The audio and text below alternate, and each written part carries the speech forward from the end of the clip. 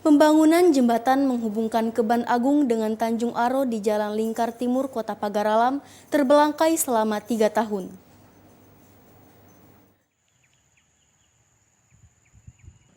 Belum selesainya pembangunan jembatan Keban Agung Tanjung Aro cukup mengganggu aktivitas warga. Warga yang melintas terpaksa melalui sisi tiang jembatan yang sudah ada sejak 3 tahun lalu. Agar mudah dilalui, mereka mengecor jalan setapak yang terdapat di lokasi pembangunan jembatan yang terbengkalai itu. Salah seorang warga Kota Pagaralam, Iwan, mengatakan pembangunan tiang 3 tahun lalu tidak diikuti dengan pembangunan badan jembatan. Padahal banyak warga melintasi jalan tersebut. Ini bangunan jerambah gantung ini, jerambah layang, sekitar 3 tahun. Ini kadang-kadang yang siko ini swadaya ini, yang bangunan yang ini nih. Swadaya sandi masyarakat Alun Dua. Hal serupa dikatakan Wandi. Dirinya sering melintasi jalan tersebut dan belum ada pembangunan lanjutan. Sering enggak Pak dari sini Pak? Ya sering. Itu bangunan apa Pak yang di belakang itu Pak? Ini bangunan jembatan ini. Sudah berapa lama Pak? Sekitar 3 tahun. Sementara itu, Kabid Bina Marga PUPR mengatakan pemerintah kota telah menyerahkan pembangunan Jalan Lingkar Pagaralam kepada provinsi pada 31 Desember 2021 lalu. Itu artinya pembangunan mulai dari peningkatan jalan dan jembatan seharusnya dikerjakan pihak provinsi. Kami sampaikan bahwasannya ruas Jalan Lingkar Timur Kota Pagaralam meliputi dari Keban Agung sampai dengan Tanjung Aro itu per tanggal 31 Desember 2021 itu diserahkan atau dilimpahkan kewenangannya menjadi kewenangan Provinsi Sumatera Selatan. Tommy Aditobari, TVRI Sumsel melaporkan. Akses jalan provinsi penghubung antar Kabupaten Muara Enim dengan Kabupaten Lahat. Kondisinya rusak berat dan memprihatinkan.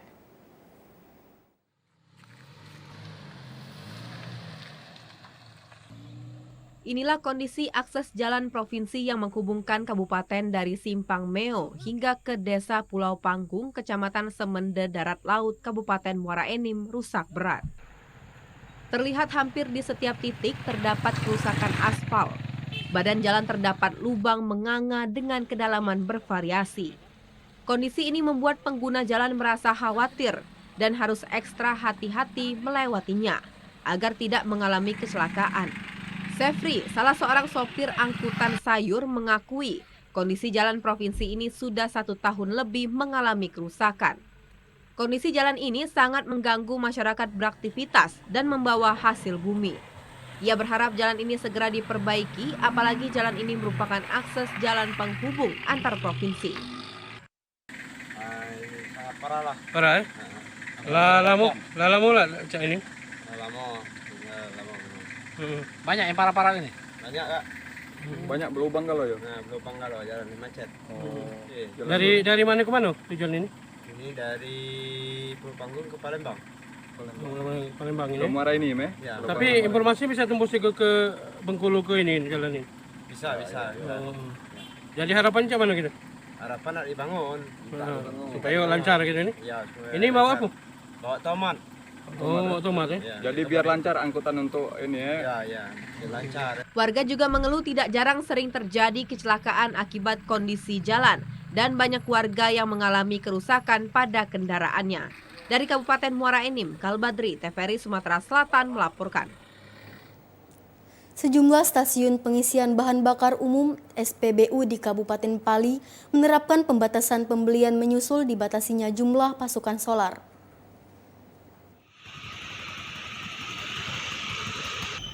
Untuk mencukupi kebutuhan BBM bagi kendaraan, sejumlah SPBU di Kabupaten Pali memberlakukan pembatasan pengisian BBM jenis solar bagi kendaraan.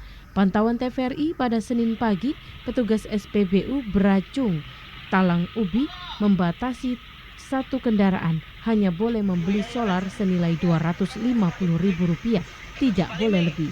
Salah seorang sopir bernama Agam mengeluhkan kondisi seperti ini. Menurutnya, sudah beberapa bulan solar susah didapat. Kalaupun ada, harus melalui antrian panjang. Sedangkan jika membeli di luar SPBU, biaya yang dikeluarkan lebih besar. Pak, dapat solar susah Pak di Bali itu Pak? Susah. Lah berapa lama Pak? Ada sebulan 2 bulan kan. Di mana dapatnya gitu? Di mana dapatnya? Di sini lah paling. Panjang tak antri Pak? Antri paling. Kalau tidak dapat gimana itu Bali Pak? Ada jalan lah mungkin. Mana dapat. Pengendara kendaraan terutama sopir truk berharap pasokan solar kembali normal sehingga aktivitas sehari-hari tidak terganggu. Muhammad Husniawan, TVRI Sumsel melaporkan. Angkutan kota atau angkot feeder LRT Musi Emas telah beroperasi dengan dilengkapi fasilitas yang baik serta gratis.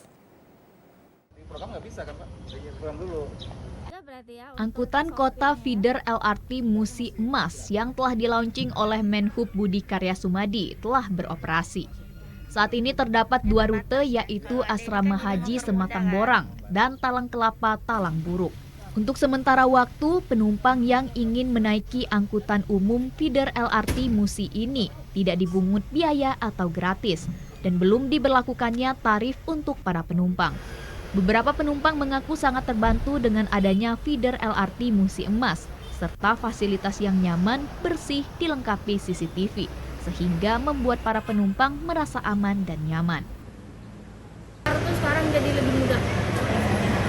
Nggak susah lagi nyari angkutan kalau mau keluar. Nyaman lah Mbak. Terus tuh nggak kayak kan dalamnya AC juga. Nggak terlalu padat di dalamnya. Nggak padat-padatan gitu. Sebenarnya sih kalau rute kayak gini sudah termasuk menguntungkan lah untuk kami. Sudah termasuk membantu. Ya bagus. Nyaman. Tempat akses yang jauh itu kecil kan. Diharapkan dengan adanya feeder LRT Musi Emas dapat mempermudah masyarakat dalam menggunakan angkutan umum dibandingkan menggunakan kendaraan pribadi. Rizkia Amrina, TVRI Sumsel melaporkan. 30 korban banjir yang rumahnya hanyut di Desa Gunung Kembang, Kecamatan Kikim Timur, Kabupaten Lahat, direlokasi ke dataran tinggi. Bencana banjir yang terjadi 2 tahun lalu mengakibatkan warga Desa Gunung Kembang, Kecamatan Kikim Timur, Kabupaten Lahat kehilangan tempat tinggal. Menurut keterangan Firmansyah, korban banjir, sebanyak 30 kepala keluarga kehilangan rumahnya karena hanyut terbawa banjir bandang setinggi atap rumah.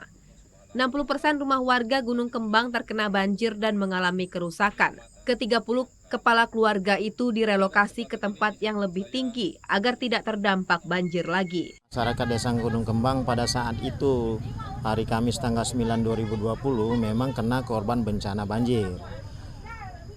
Karena memang rumah itu sudah banyak yang tidak layak huni lagi, rusak, hanyut, dan lain-lain, memang ada sebagian masyarakat yang memang tidak mau pindah karena kemungkinan ada tempat usahanya. Sementara itu, Limran Naufan, Kepala Dinas Perkim Lahat menuturkan, warga yang kehilangan tempat tinggal dibuatkan rumah dan diminta pindah ke kawasan yang lebih tinggi.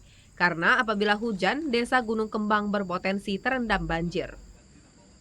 Banjir bandang yang menghanyutkan dan merobohkan beberapa unit rumah yang terdampak banjir pada tahun 2020 baru saat ini kita realisasikan karena berbagai kendala masalah administrasi kemarin. Ini sejumlah 30 unit rumah dengan tipe 36 dan luas tanah 100 meter persegi. Rivaldo Putrawansyah, TVRI Sumatera Selatan melaporkan.